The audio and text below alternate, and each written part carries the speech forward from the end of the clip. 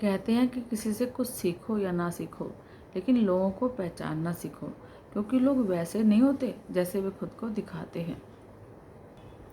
कहते हैं कि अहंकार और अकड़ दोनों ही जीवन के सबसे बड़े दुश्मन हैं, क्योंकि ये न तो आपको किसी का होने देते हैं और न कोई आपका होना चाहता है।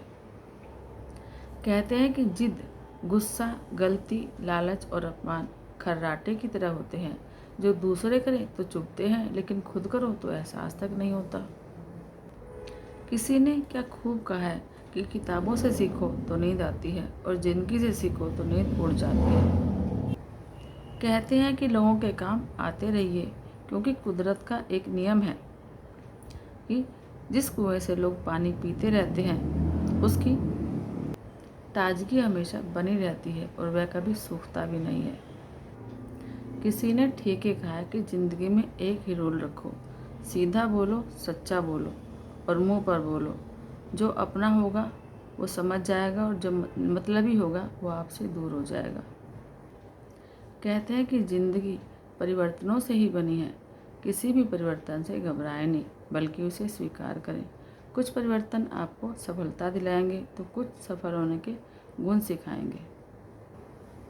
बुद्धिमान वह नहीं होता जो केवल बोलना जानता है, बल्कि बुद्धिमान तो वो है जिसको ये पता है कि कब बोलना है और कब चुप रहना है। आत्मविश्वास, संघर्ष और दृढ़ता ही जीवन की हर प्रतियोगिता को जीतने का अचूक मंत्र है। बड़े बुजुर्ग कहते हैं कि अपने हक के लिए बेशर्म बनो, क्योंकि शर्मीले लोगों का फ़ायदा उठाने वालों की कमी जरा भी नहीं है और उनको जरा भी शर्म नहीं आती है। कहते हैं कि यथार्थ भ्रम तोड़ता है और स्वार्थ संबंधों को। कहते हैं कि अकड़ और अभिमान एक मानसिक बीमारी है, जिसका इलाज समय और कुदरत जरूर करते हैं। हमारे कर्म ही हमारे विचारों की सर्वश्रेष्ठ व्याख्या है।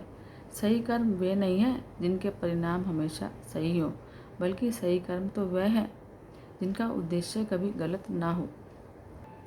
वादा भी करो और इरादा भी करो, वादा भी करो और इरादा भी करो। ख्वाहिशों में खुद को आधा ना करो, ख्वाहिशों में खुद को आधा न करो। बदल देते हैं लोग कर्म से वो दुनिया, तकदीर पर भरोसा कुछ ज़्यादा ना करो। कहते हैं कि लोगों पर 3 एहसान हमेशा करो। अगर किसी को नफ़ा नहीं दे सकते तो नुकसान मत करो, अगर खुश नहीं कर सकते तो दुखी मत करो, अगर तारीफ़ नहीं कर सकते तो बुराई भी मत करो। सबके पास समान आँखें हैं, लेकिन सच के पास समान दृष्टिकोण नहीं है। बस यही इंसान को इंसान से अलग करते हैं, क्योंकि सबका दृष्टिकोण अलग ही रहता है। कहते हैं ना कि नज़रिया अपना अपना।